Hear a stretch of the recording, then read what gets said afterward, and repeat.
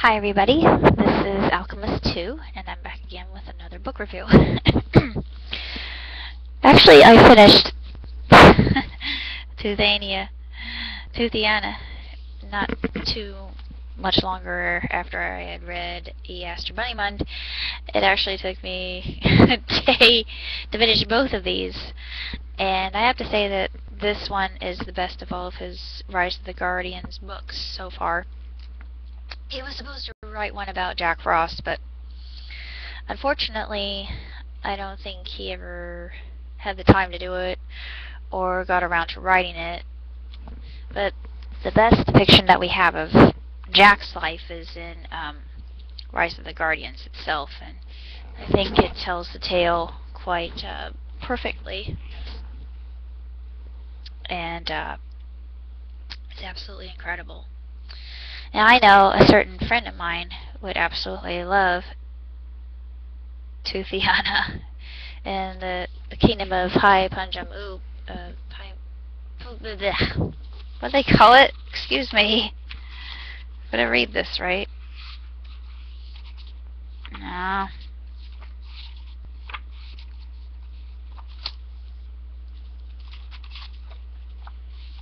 Punjab Hailu, I believe it's called. But I really like Toothiana because she's just this Punjab Hailu, excuse me. I got it right. I just couldn't remember how to pronounce it. But she is just this character who is selfless and determined, indefatigable, a warrioress, if I could say so. She defends those that she cares about, and there's something very intriguing about her and Teeth. Well, they talk about that in the book, and when she was born, she looked like a normal human child, but when she lost her first baby tooth, then that's when she began to change into the form that you see on the cover of the book.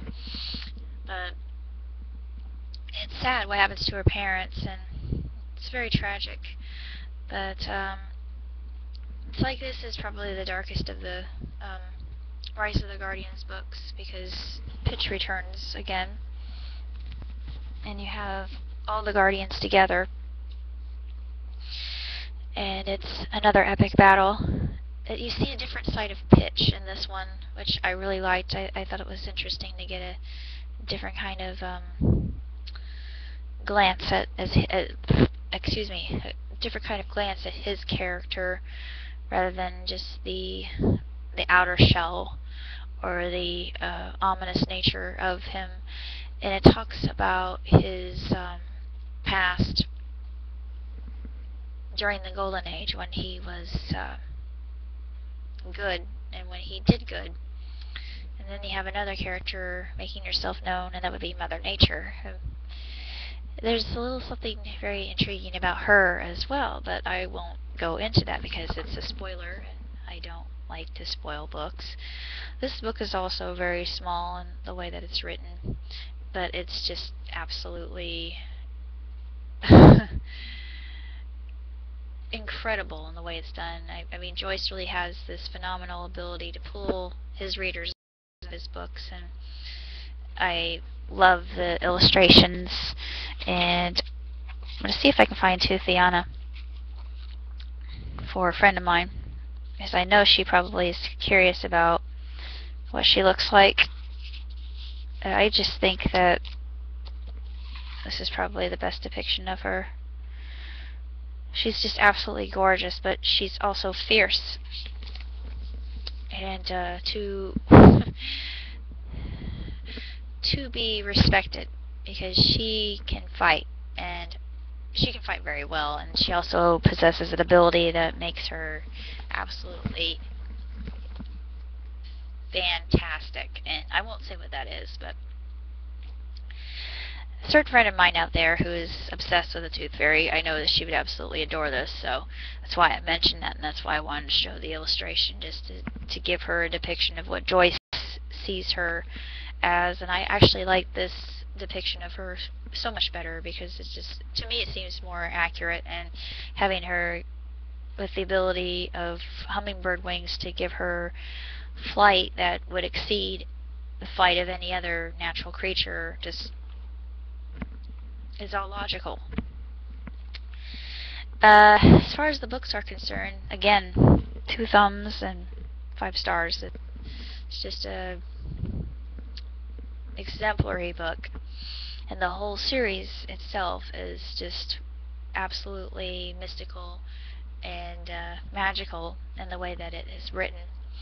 And this was very disappointing, though, because it it leaves a gaping hole at the very end, and you think, what's going to happen next? Is he going to write the book about Jack Frost or not? James Overton Frost, I should say. But it just doesn't really give that much of a clue if he will or not. And hopefully he will, because I would like to read that. And if he writes one about Mother Nature, which I think he should, we shall see. But I think he just never really got around to it. But even if he didn't, the movie itself makes up for that, and I give him kudos for having been the producer of that film. But it stands on its own. It's much different than the books. The books, I think, are better, but I still like the movie by itself because it displays a different part of the story, and it's really quite wonderful in itself. And basically that's all I have to say for now, other than I recently completed my story Draconia. It's on Fiction Press, excuse me. Fiction Press. Maybe that came from my past watching of Bubblegum Crisis long ago, but anyway, fictionpress.com. And I have posted it for everybody's perusal. I have other stories that I have written down on paper, but not have written actually on my computer. I'm still working on my script on tap, which is, once again, not about beer, but about tapping in and of itself. The dance, tap dancing. And the plot, there's some romance in it.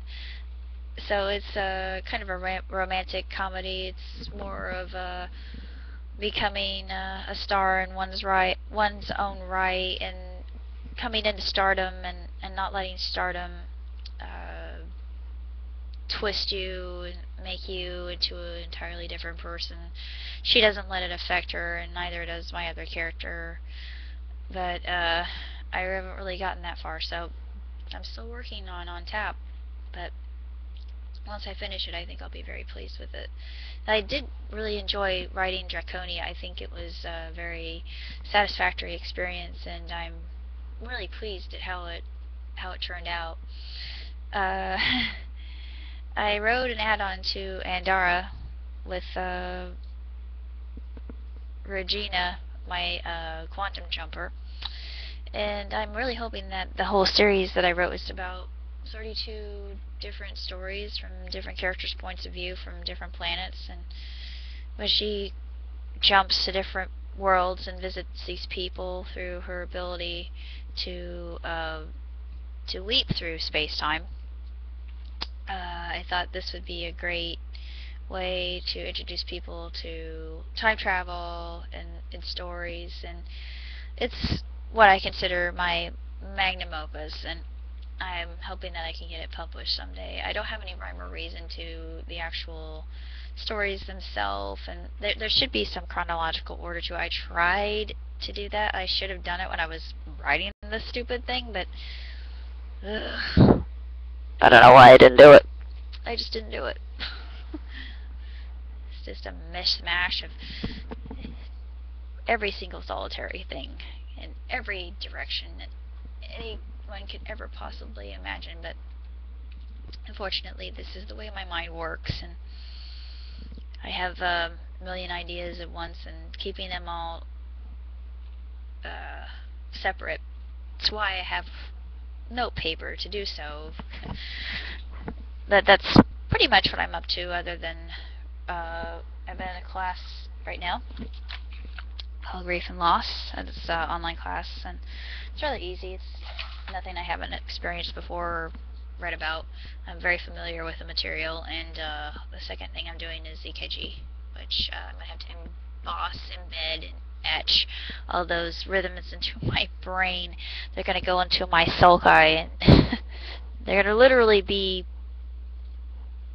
actually, I would say, yeah, the sulci. Yeah, they would be embossed upon my sulci, and maybe show up on my gyri somewhere in a picture if they took an MRI. But I better get going. So, thank you for checking out my channel, and I appreciate your support. And more to come. Ciao!